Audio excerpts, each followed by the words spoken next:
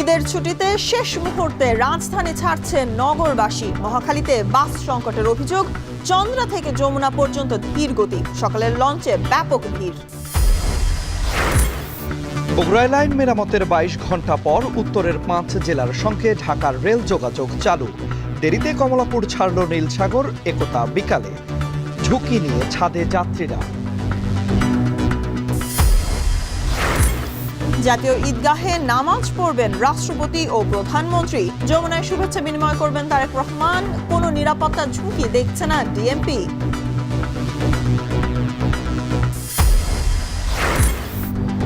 এবং চট্টগ্রামের টেরিবাজার মার্কেটের আগুনে হাসপাতালে নেয়ার পর দগ্ধ দুজনের মৃত্যু। খুলনায় ঘুমন্ত অবস্থায় একই পরিবারের ৪ জন গুলিবিদ্ধ।